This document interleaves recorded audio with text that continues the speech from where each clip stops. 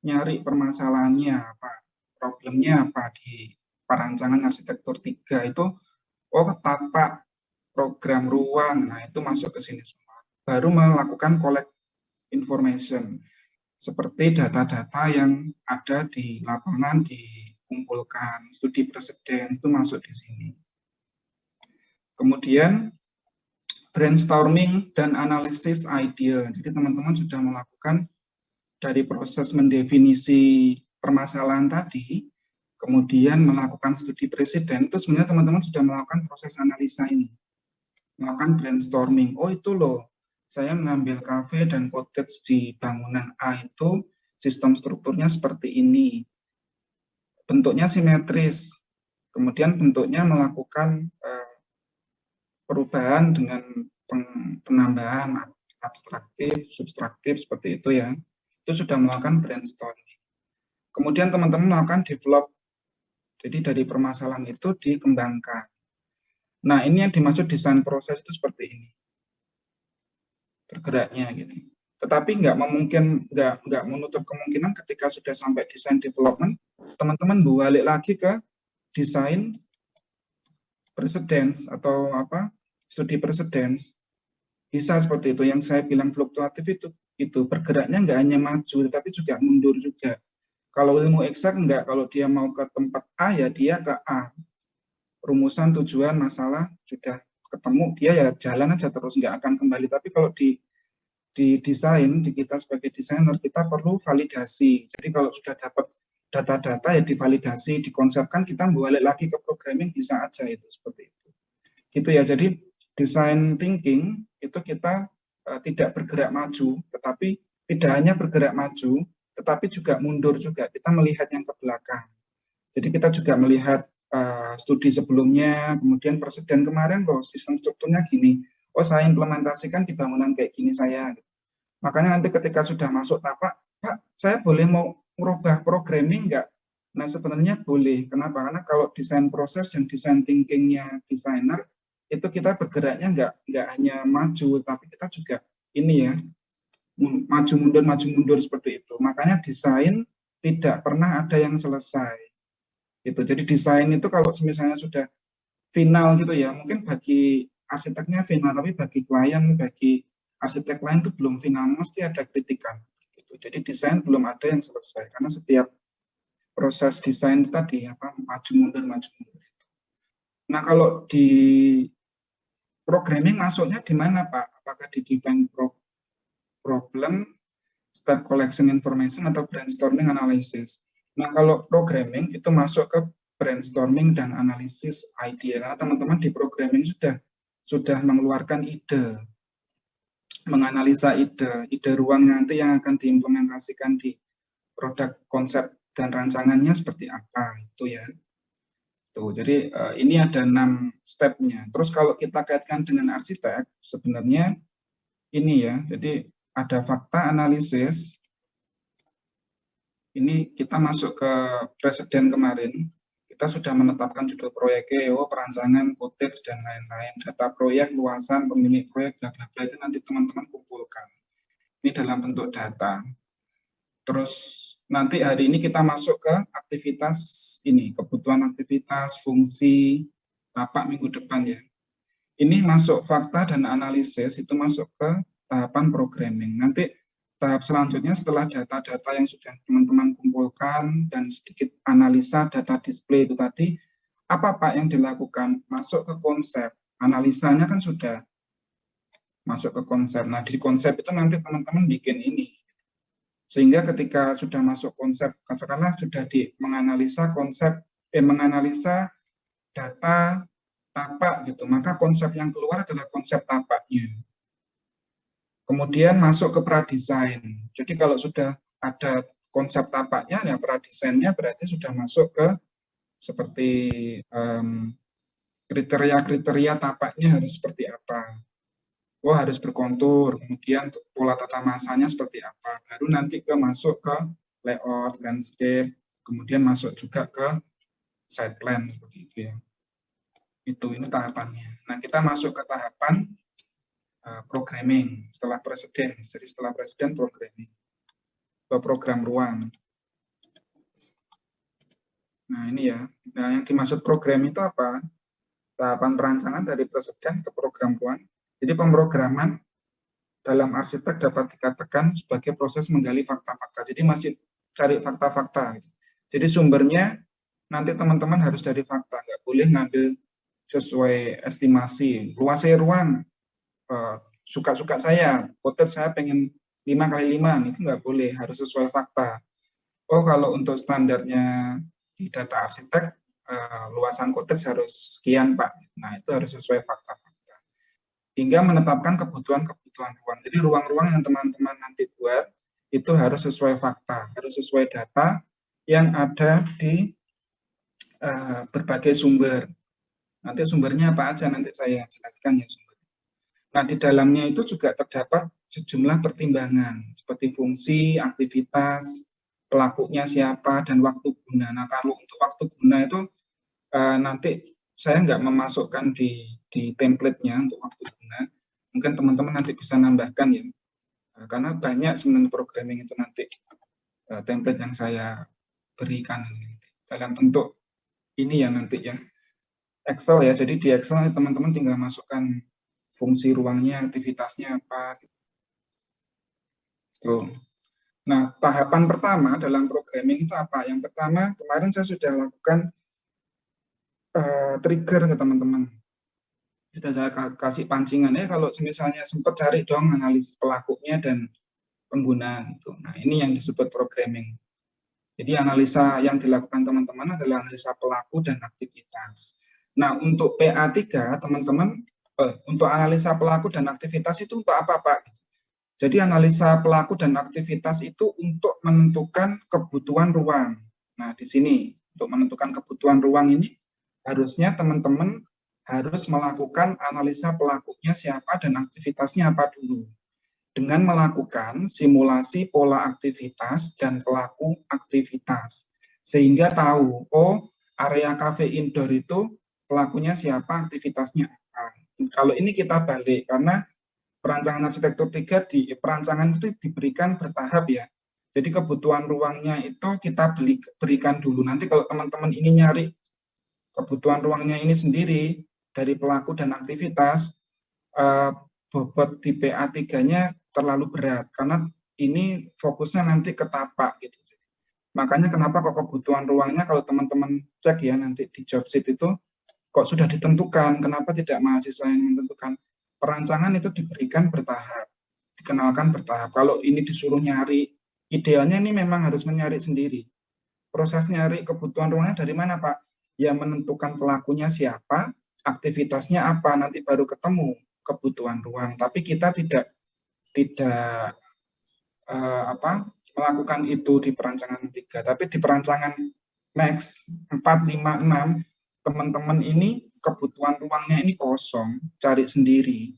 Carinya dari mana? Ya dari pelaku dan aktivitas, gitu ya. Jadi nanti ada 6 tabel yang teman-teman harus ada isi. Tabel pertama itu adalah analisa perilaku dan aktivitas. Pelan-pelan nanti saya jelaskan 6 tabel itu apa aja.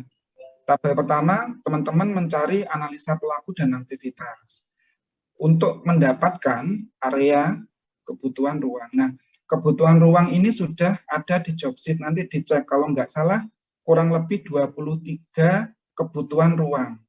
Ruangannya sudah ada semua di sini. Pak mau nambah, monggo silahkan kalau mau nambah.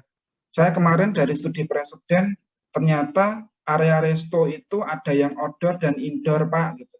Tapi di job sheet adanya cuma indoor. Nah, tambahin. Pak, ternyata loh di area resto itu ada khusus untuk bumil, gitu, ibu hamil. Ada khusus untuk area resto yang berkebutuhan khusus. Nah, gitu teman-teman nambahin boleh, tambahin di bawahnya. Gitu. Tapi konsekuensinya apa? Konsekuensinya harus tahu nanti kalau nambah ruang, berarti analisanya, ruangnya, analisa ruang akan semakin banyak. Kalau yang diwajibkan di job sheet itu kurang lebih sekitar 23 ruang. Nanti dicek di job sheet, dihitung. Oh, itu termasuk parkir ya, ada 23. Nah, kalau teman-teman nambah, monggo. Saya sarankan nambah. Gitu ya. Jadi dari 23 itu, teman-teman langsung nanti masukkan kategori ruang. Jadi ada kategori ruang itu nanti terkait dengan zona. Jadi teman-teman bikin zona utama, zona penunjang, zona servis, zona pengelola. Boleh nambah, Pak, saya mau nambah zona parkir, indoor atau outdoor, boleh tambahin di bawahnya. Ingat, dalam membuat program ruang itu arsiteknya teman-teman gitu. Kita memberikan template belum nggak kalau misalnya mau dikembangkan boleh, tapi nggak boleh mengembangkan terlalu ini ya, terlalu merubah banyak itu jangan. Ya paling kalau nambah kategori ruangnya diperbanyak nggak apa-apa. Kebutuhan ruangnya diperbanyak nggak apa-apa. Isi jenis ruangnya, dia apakah indoor, outdoor, atau semi, gitu. Tergantung dari studi presiden juga. Oh, kafenya di cottage A itu di presiden saya kemarin outdoor, Pak, di luar. Gitu. Jadi suasananya biar penghawaannya baik. Gitu. Nah, ini tentang biasa. Terus pelaku dan aktivitas apa, Pak? Pelaku dan aktivitas nanti teman-teman isi, karena ini terkait simulasi. Jadi setelah nanti ngisi satu tabel ini, teman-teman membuat simulasi pola aktivitas dan pelaku aktivitas pada ruang. Jadi simulasi pola aktivitas dan pelaku itu kalau katakanlah pelakunya ketemu 5 gitu. Jadi ada pengunjung kafe, pengunjung cottage, kemudian pengelola, tukang parkir gitu, terus tambah apa gitu 5 atau 10. Nah berarti ya nanti bikin simulasi pola aktivitasnya 5. Contohnya gimana Pak simulasi pola aktivitas itu? Nah ini saya berikan contoh ya. Simulasi pola aktivitas itu setelah ini diisi, teman-teman bikin gini. Nah ini, jadi setelah membuat tabel itu teman-teman membuat simulasi. Ini dibalik, seharusnya proses pembuatan ini adalah di awal. Nanti di PA selanjutnya, PA 4, 5, 6, ini dibuat dulu, baru bikin ini tabel ini. Karena perancangan itu dibuat, diberikan bertahap. Jadi kalau ini disuruh ngisi sendiri ya teman-teman habis waktunya, nanti belum tapak juga, belum lanskapnya juga kan. Nah, ini contoh simulasi pola aktivitas untuk pengunjung cottage tamu dan pengunjung cottage yang menginap. Jadi pengunjung ada 2 di cottage itu. Ada yang cottage-nya yang dia hanya datang tidak menginap, tapi dia berkunjung ke tempat keluarganya. Dia cuma barbekyuan terus pulang gitu. Ini yang sebelah kiri. Ini contohnya ya. Ini contohnya banyak sekali kalau mau cari di internet gitu. Atau teman-teman mau mengembangkan sendiri. Tamu cottage itu dia datang berarti butuh ruang parkir.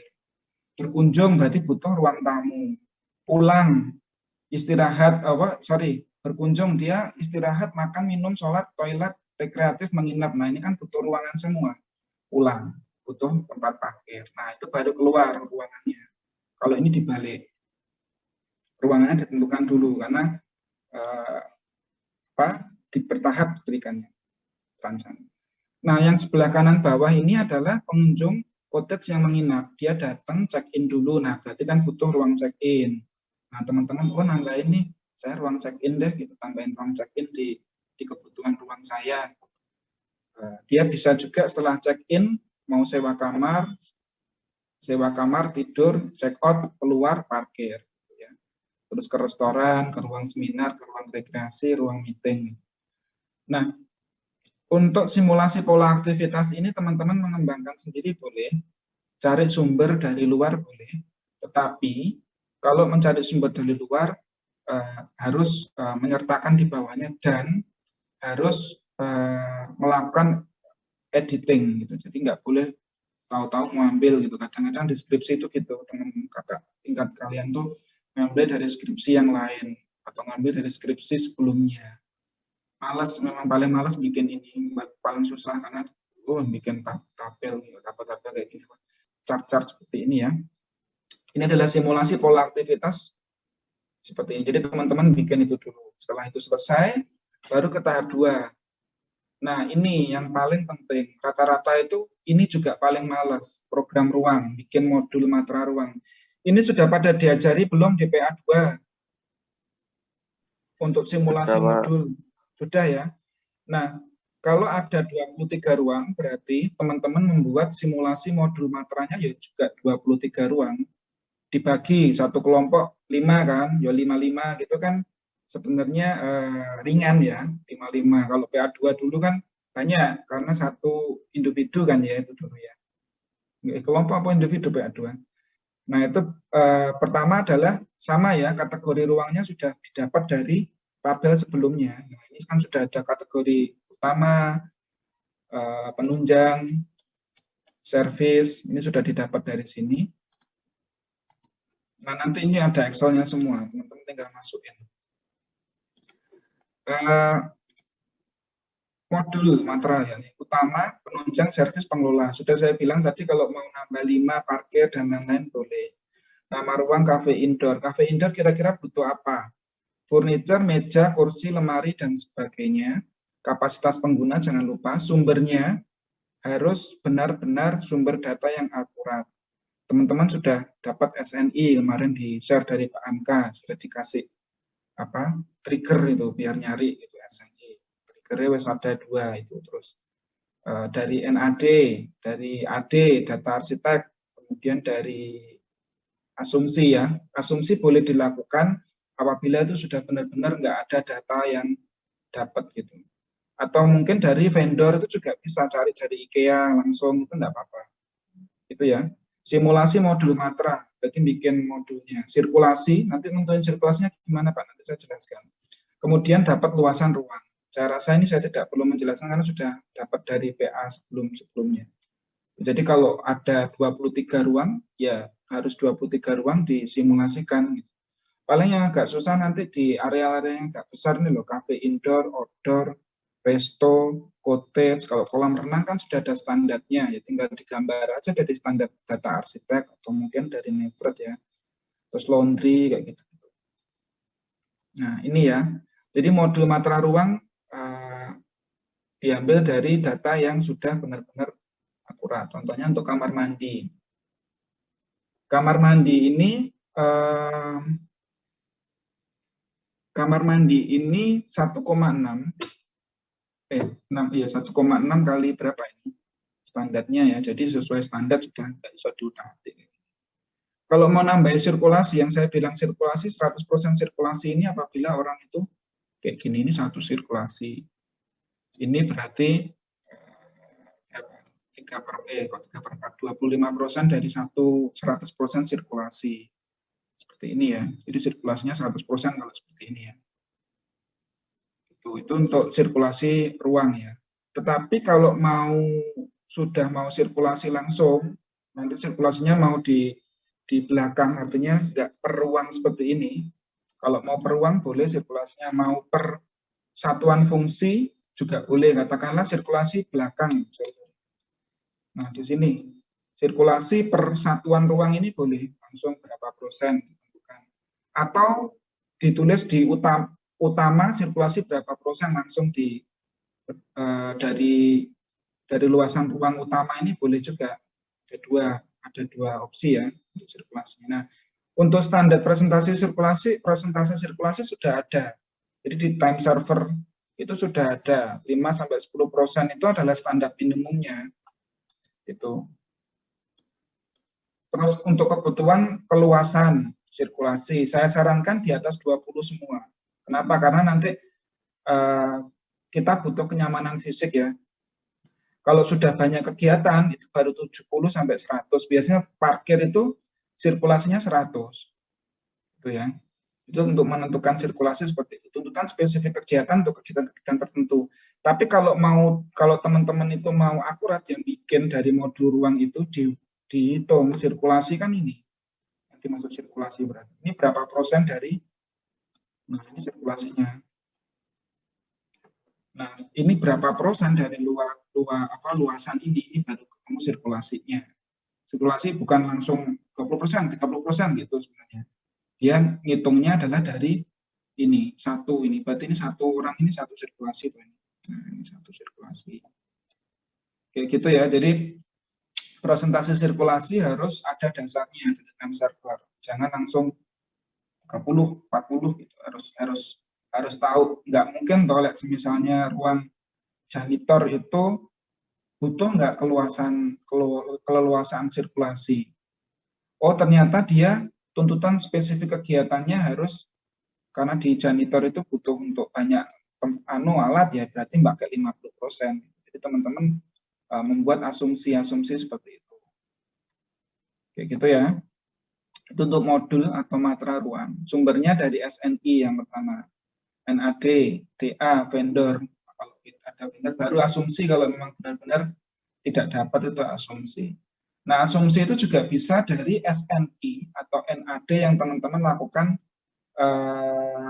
analisa gitu. Kalau standarnya untuk satu orang itu 1,83 gitu ya, hampir 2 meter, tapi teman-teman melakukan asumsi Pak, saya bikin 2 meter agar sirkulasinya lebih besar. Nah, itu ada spesifik kayak gitu boleh gitu. Itu berarti data arsitek plus asumsi itu ya jadinya gitu. Nah, yang lebih bagus itu mana Pak? Sebenarnya yang lebih bagus adalah teman-teman melakukan evaluasi karena programming itu kan analisa ya, sudah masuk analisa. Jadi yang proses analisa itu sebenarnya bukan hanya mendisplay data. Kalau cuman kayak gini display data, oh sumbernya dari data arsitek itu 1,83 ya dipakai 1,83. Nah itu cuman data saja yang teman-teman pakai.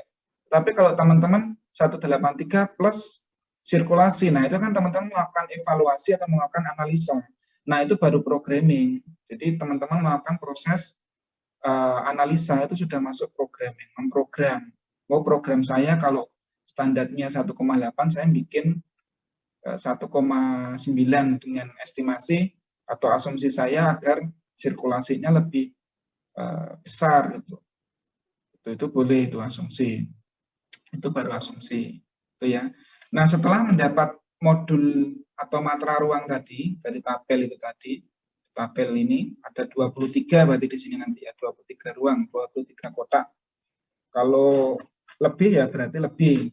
Mau 25 ya satu orang, satu kelompok, satu anak berarti 55. 5 modul atau matra ruang. Nah, itu. Terus kalau sudah teman-teman melakukan rekapitulasi modul matra ruang. Nah, kalau sudah dihitung ya luasan ruangnya itu, teman-teman buat sudah tamat dihitung sama sirkulasi, berarti zoning utamanya berapa, penunjang berapa, servis berapa, pengelola berapa. Pak, kenapa kok harus di zoom atau ditambah? Ini nanti terkait dengan zoning yang teman-teman buat, karena ini adalah zoning makro ya ini nanti ya jadinya. Jadi pengelompokan atau kategori ruang itu teman-teman untuk zoning makro. Kalau nama ruang yang kecil-kecil ini namanya zoning mikro. Gitu. Jadi ada yang lebih besar, ada yang lebih kecil ya. Di dalam zoning makro itu nanti ada zoning mikro, kecil-kecil gini berarti. Basicnya dari mana Pak? Ya dari sini, dari tabel ini sudah ketahuan. Oh luasannya cafe indoor itu sekian. Nah berarti untuk bubble-nya nanti, diagram bubble-nya harus lebih besar daripada cottage gitu ya. Nanti kalau sampai enggak, kalau besarannya sama, ada penyajiannya besarannya sama, ada yang enggak. Nanti saya beri contoh yang bubble-nya besarannya sama dan enggak. Jadi kategori ruang itu nanti jadi zoning makro, kategori nama ruang itu menjadi zoning mikro. Tuh. Wes, ini presentasi sirkulasi sudah. Terus rekapitulasi. Nah, nanti kebutuhan ruang ini yang sudah dikategorikan, ini saya ngambil juga ya dari skripsinya mahasiswa kayaknya, cuman bukan mahasiswa kita. Ini ada zona servis, pengelola, zona umum, penunjang. Nah, apakah harus seperti ini Pak kebutuhan ruangnya? Tidak, teman-teman melakukan ini sendiri, kategorisasi sendiri. Ini zona-zona ini kan terkait dengan yang kalau saya contohkan, saya baginya ini ya, terserah mau pakai contoh dari saya atau teman-teman bisa bikin sendiri gitu. Sorry. Ini modul ruang ya. Ini kan saya utama, penunjang, servis, pengelola. Umumnya ini, tapi teman-teman kalau mau nambahin ya monggo. Hunian, penunjang, umum, pengelola, servis. Ada yang parkir dibedain, RTH juga dibikin zona kebutuhan ruang. Nah itu juga lebih lengkap lagi, lebih bagus lagi. Jadi setelah modul ruang, teman-teman melakukan rekapitulasi modul atau matra ruang yang sudah hitung sirkulasinya plus sirkulasi di luar zona. Jadi masing-masing zona ini ada sirkulasinya sendiri-sendiri tadi. Zona ini ada sirkulasinya sendiri-sendiri. Untuk luasan total itu juga plus sirkulasi. Sirkulasi untuk apa sih Pak sebenarnya? Sirkulasi ya nanti berarti untuk sirkulasi pejalan kaki, untuk sirkulasi kalau berkontur nanti sirkulasinya rata-rata untuk pejalan kaki ya, pedestrian gitu-gitu ya. Jadi sirkulasi dipakai yang agak besar nggak apa-apa, 30, 40 itu nggak apa-apa. Ingat pengambilan sirkulasi harus sesuai dasar dari NAD boleh. Tuh. Tuh, terus rekapitulasi sudah. Jadi setelah mendapatkan rekapitulasi selanjutnya apa Pak? Kalau sudah hitung luasan totalnya. Nah, selanjutnya kok double. Oh, sorry. Selanjutnya teman-teman tahap keempat, tabel keempat adalah membuat analisa prasyarat spesifikasi ruang. Aduh kok banyak banget Pak. Ini itu dasarnya dari kebutuhan ruang yang teman-teman sudah tulis tadi. Ada 23. Tambahnya 25 ya tinggal dicentang-centang toh ini misalnya. Indoor, butuh indoor enggak? Butuh publik enggak? Privat, sifat ruangnya apa? Privat, semi privat, publik atau apa? Luasan ruangnya ya tinggal nyoplok, ngambil-ngambil itu. Sumbernya harus tahu. Kapasitasnya berapa orang. Nah, ini yang penting, pencahayaan alami buatan, penghawaan alami buatan. Ini sebenarnya lebih banyak lagi ya, ada ini namanya prasyarat ruang nanti kalau deskripsi. Ini ada view juga sebenarnya, tapi nggak saya tambahkan nanti takutnya muat terlalu overload gitu ya, belum nanti tapak gitu, kok pelan-pelan gitu, nanti mungkin diberi di PA4, PA5 selanjutnya itu pelan-pelan, nanti kumpul sampai deskripsi. Gitu. Jadi pemberiannya pelan-pelan, kalau langsung di UI langsung gitu ya susah gitu, dari PA2 yang awalnya masih bangunan mix dari rumah sampai ini kan masa banyak ya, jadi pelan-pelan. Nah, ini analisa prasyarat atau spesifikasi ruang ya. Ini tahapan programming untuk menganalisis secara global. Jadi semua ruang sudah harus didetailkan di sini. Baik itu luasannya, sumbernya dari mana, kapasitasnya berapa, terus prasyarat ruangnya apa, apakah dia harus memakai pencahayaan alami, apakah pakai buatan gitu ya. Kan nggak mungkin kolam renang pakai pencahayaan buatan, masa kolam renangnya di indoor gitu. Bagusan di indoor ya, di outdoor ya. Jadi pencahayaannya kan berarti alami. Itu. Terus kategori ruang ya wis sama dari teman-teman sudah mengkategorikan tadi. Ada laundry juga itu dicek di job sheet. Jadi DST nanti ini dicek di job sheet. Di job sheet itu ada 23 ruang, teman-teman ya harus ininya 23 ruang, minimal 23, maksimal enggak terbatas. Metrik, nah tahap selanjutnya yang kelima adalah metrik ruang atau diagram piramid. Nah ini teman-teman mungkin sudah pada paham atau sudah pada diberi itu di PA1 maupun PA2. Nah ini sumbernya dari mana? Dari kategori ruang yang teman-teman lakukan sama kebutuhan ruang di diagram piramid ini. Nah fungsinya buat apa? Programming itu mencari hubungan antar ruang. Jadi cafe indoor sama outdoor itu hubungannya apa? Nah untuk mencari hubungan itu kita butuh namanya variabel hubungan. Variabel hubungan atau contoh variabel hubungannya itu banyak ya. Di Pinterest itu banyak. Nanti teman-teman cari itu. Biasanya ada 3 rata-rata. Hubungannya itu bisa dalam bentuk jauh, dekat. Tapi kalau udah jauh dekat ini berarti kan ada netral. Terus berhubungan langsung dan tidak berhubungan langsung, ada penting dan tidak penting. Jadi hubungannya banyak. Nanti teman-teman sudah boleh milih. Kalau ini contohnya ini, close for neutral. Jadi ada berhubungan dekat, dia berhubungan jauh, dan dia berhubungan netral. Kemudian ada hubungan yang penting, ada hubungan yang desirable relationnya, dia boleh atau enggak. Tergantung dari hubungan, tergantung dari variabel yang teman-teman pilih, gitu ya. Itu, ini contoh diagram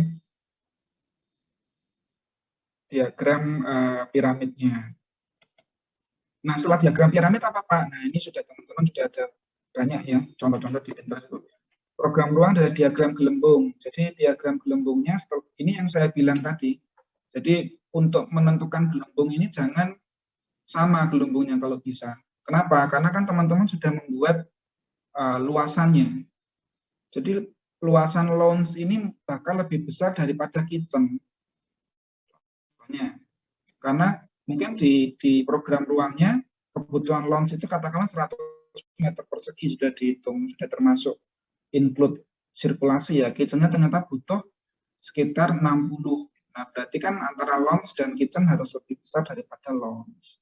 Itu ya diagram gelembung. Terus dalam diagram gelembung itu juga harus ada, kadang teman-teman itu diagram gelembung cuma dikasih garis-garis gitu toh. Harus ada pola hubungannya. Tuh, karena diagram gelembung ini kan sebenarnya adalah implementasi ya, bukan implementasi ya, tapi dia ada hubungannya, ada berhubungan dengan diagram sebelumnya, piramid. Jadi harus ada ininya apa? Harus ada hubungannya gitu.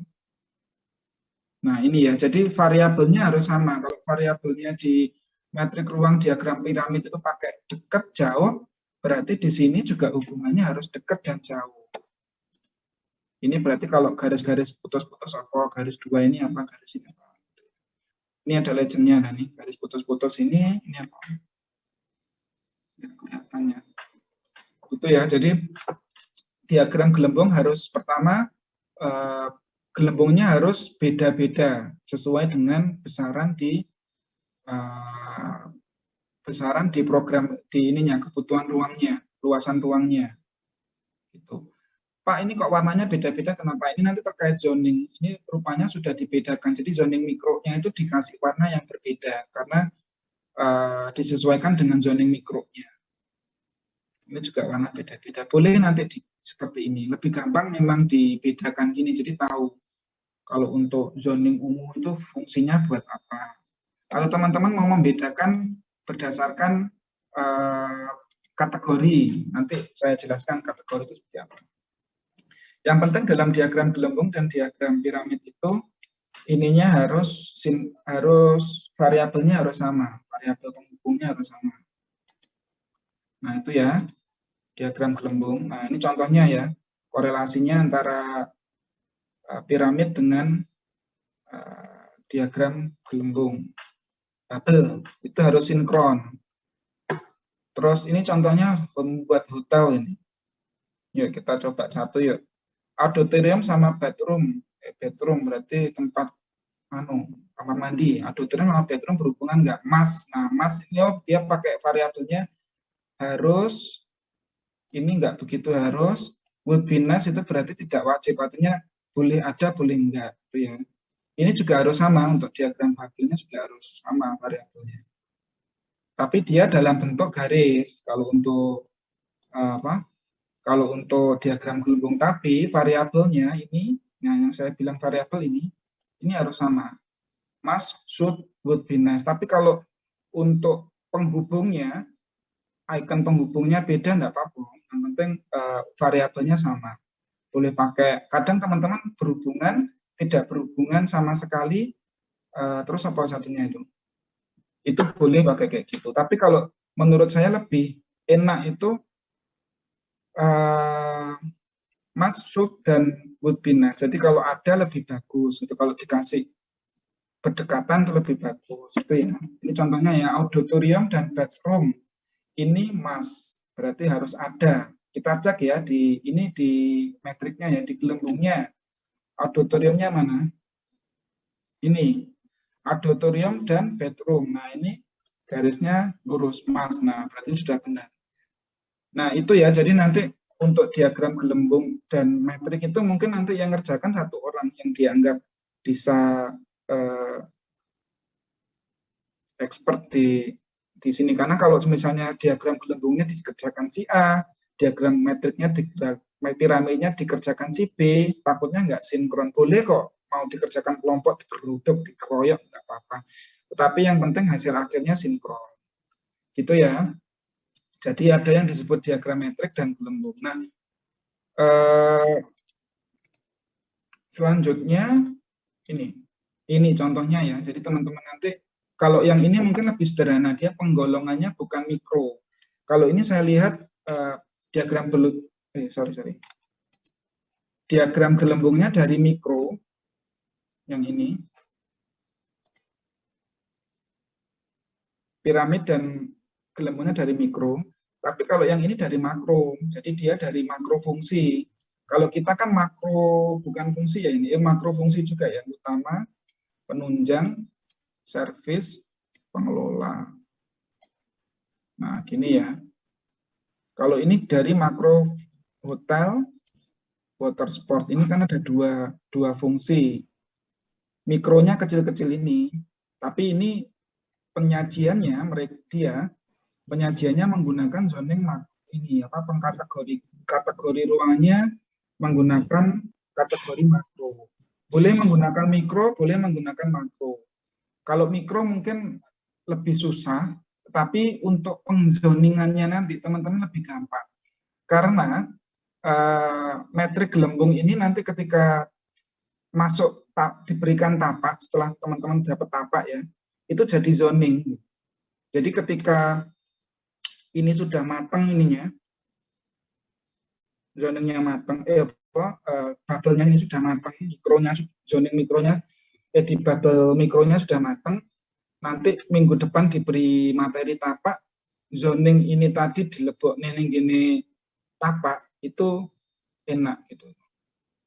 Jadi ketahuan, ini kan nanti jadi sirkulasi, kayak gini-gini. Hubungannya kan jadi sirkulasi, jauh dekatnya jadi sirkulasi ini. Gitu. Jadi organisasi diagram metrik dan gelembung itu ada dua tipe. Boleh menggunakan zoning makro seperti ini, pewarnaan berdasarkan kategori ruang secara makro. Boleh langsung mikro. Kalau suka warna-warni ya pakai mikro aja. Nah, itu dibebaskan. Teman-teman boleh menggunakan makro maupun mikro. Kalau lebih gampang untuk lebih nanti diterapkan di tapak itu lebih bikin zoningnya lebih gampang. Saya rasa untuk metrik dan gelembungnya organisasinya menggunakan mikro, teman-teman gitu ya. Nah ini, jadi kalau mau pakai mikro berarti ini dikasih warna yang berbeda. Gitu. Jadi yang teman-teman kerjakan dalam programming itu seperti ini. Nanti. Terus untuk format ininya di mana Pak? Ini saya kasih nanti. Ini ya, jadi di sini ada 5 tabel ini dilengkapi. Tabel analisis aktivitas, pelakunya apa yang kemarin sudah sempat saya kasih trigger terus sudah sempat bikin ya tinggal di copy paste di sini. Enak kan kalau sudah dikasih apa? Trigger gitu teman-teman ngerjain langsung. Jadi tinggal masukin di sini. Kemudian modul ruang. Ini modul ruangnya. Nanti ada 23 kan berarti. Terus setelah modul ruang sirkulasinya dihitung, luasannya dihitung, baru rekapitulasi. Rekapitulasi itu berdasarkan kategori ruangnya. Ini saya tambahkan parkir dan ruang luar. Teman-teman kalau mau nambahin lain, monggo. Luasan ruang berapa, sirkulasi yang sudah sirkulasi di kalau ini kan sirkulasi per mikronya ya. Ini sirkulasi per mikro. Kemudian disirkulasikan lagi makronya. Setelah sirkulasi makro nanti di zoom itu di jumlah totalnya berapa. Kalau sudah masuk ke tabel spesifikasi ruang. Ini ada 23 berarti nanti DST gitu kalau nulis sudah ya wes. Silakan. Terus ditentangi luasan ruang berapa, sumbernya apa harus jelas, kapasitasnya berapa, 100 orang gitu. Berarti ya tulis di sini. Kemudian masuk ke diagram metrik. Ini bikin metriknya di sini. Tabelnya boleh di sini atau mungkin teman-teman nanti habis apa bikin di sketsa gitu boleh. Itu ya. Jadi ada 5 tahapan dalam programming ini. Teman-teman selesaikan. Terus dibagi, jangan Jangan apa, kalau mau ini dibagi per zoning gini ya boleh. Ini saya sudah bagi 1, 2, 3, 4, tambahin 1 itu boleh. Yang paling atau ini utama karena ini paling gede, ini dibikin keroyokan 2 orang. Itu ya, jadi semuanya rata dapat pekerjaan. Jadi satu bisa, semuanya bisa. Gitu. Mungkin dari yang saya sampaikan pagi hari ini ada yang perlu ditanyakan atau masih bingung? Nanti cari ini ya, cari alternatif contoh-contoh juga untuk programming itu di Pinterest juga banyak. Saya ngambil contohnya itu juga di Pinterest. Itu. Ada yang perlu ditanyakan teman-teman?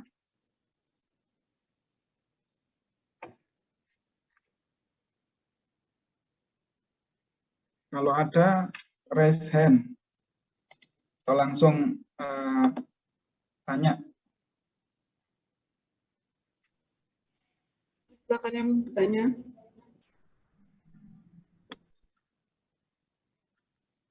Nggak ada. Ini teman-teman yang lain kemana toh kok? Cuman masih 66 ini.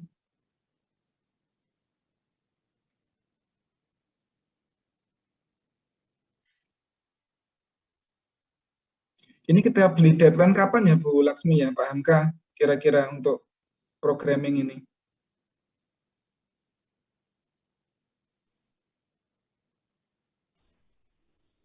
Berapa minggu ya? Itu nggak cukup ya? Minggu depan mesti. Depan. Untuk Siti Fatimah nanya, untuk file PPT-nya di-share di grup atau di Spada Pak untuk memahami lebih lanjut. Oh ya, untuk saya upload di Spada. Di grup ya mungkin ya. Iya, di grup atau Di grup terus nanti PPT dan PowerPoint, PPT dan Excel-nya ya saya share di grup. Gitu. Ada yang ditanyakan?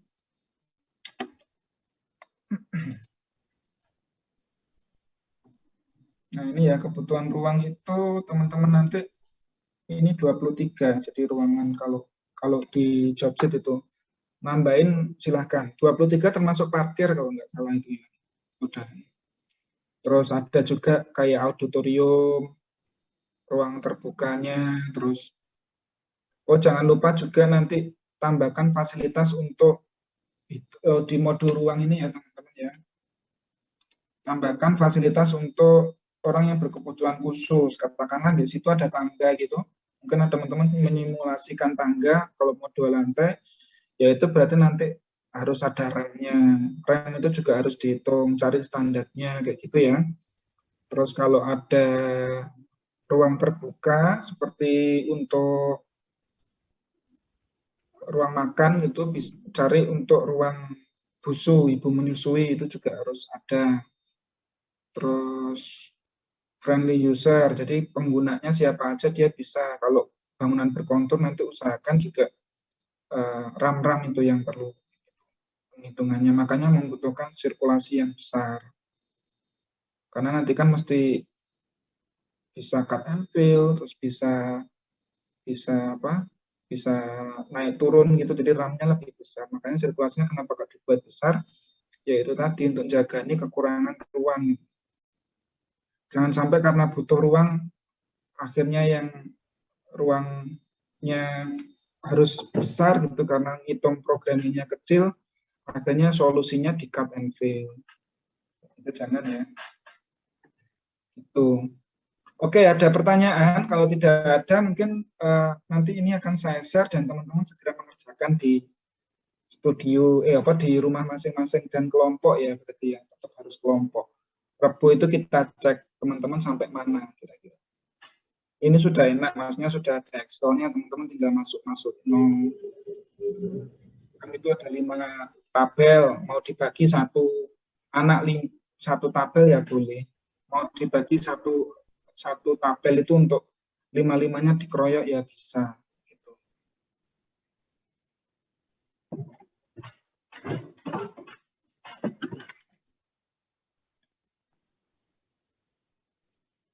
Bagaimana teman-teman? Ada yang perlu ditanyakan?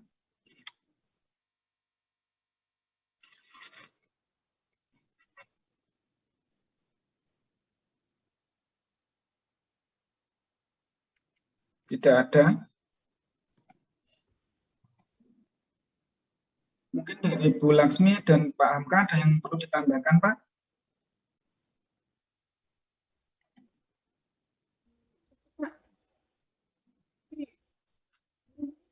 Itu ya, saya nggak ngasih Google Form buat absen. Soalnya udah saya absen satu-satu. Oh iya, kayaknya kalau di Google Form itu mungkin soalnya Google Form kemarin 80 yang datang Zoom 60, 30-nya siluman kayaknya. 20-nya siluman. 20 siluman. Bu, untuk yang telat absen di Spada gimana ini? Oh, Pak, ini saya absen kok sudah di sini. Oh iya, terima kasih. Pak, permisi izin tanya. Yeah. Untuk pengumpulan proses presiden per tanggal hari ini, kan ada 2 link yang dikirimkan Bu Komang pada hari ini. Apakah ngirim lagi atau? Oh, enggak usah. Yang belum aja. Oh, tidak perlu ngirim lagi, Bu ya? Enggak usah. Udah baik, Bu. Terima kasih. Iya.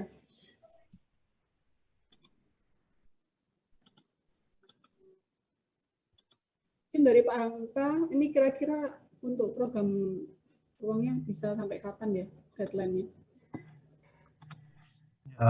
Untuk program ruang kita jadwalkan sampai seperti biasa kita lihat progresnya dulu, tapi sementara kita jadwalkan sampai minggu depan ya.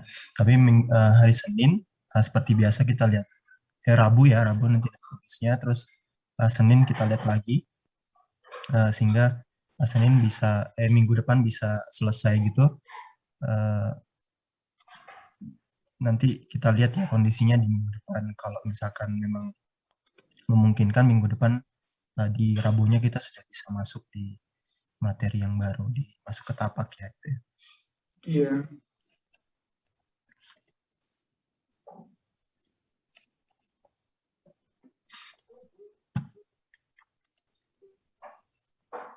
Karena tapak agak lama, agak banyak ya nanti ini yang dianalisa teman-teman. Jadi programming kalau bisa teman-teman harus minggu depan diusahakan dikebut gitu. Kalau memang kan setiap Rabu nanti ada ini ya, ada evaluasi ya sampai mana dicek.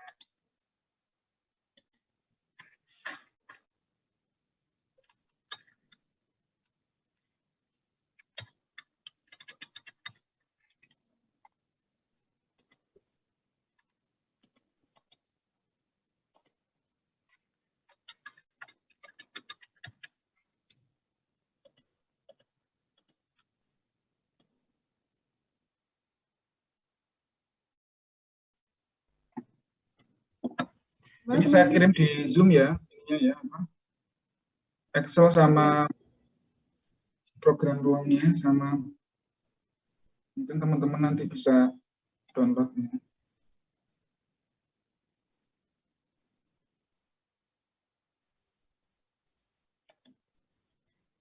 Gimana? Ada yang didiskusikan atau ada yang perlu ditanyakan barangkali?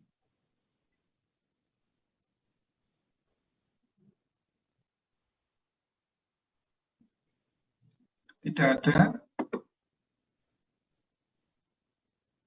Kalau tidak ada, gimana Pak? Bu, kita tutup atau biar anak-anak mengerjakan kelompok gitu ya?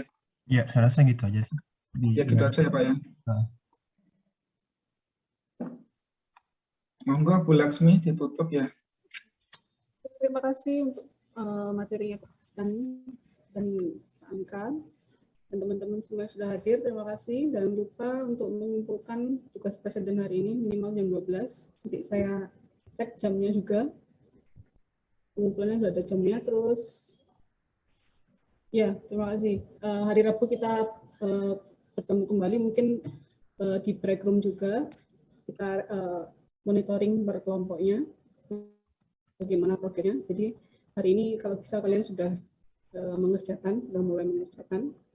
Ini itu dari saya dan Pak Angka dan Pak Ustan. Terima kasih. Silakan untuk mau live meeting.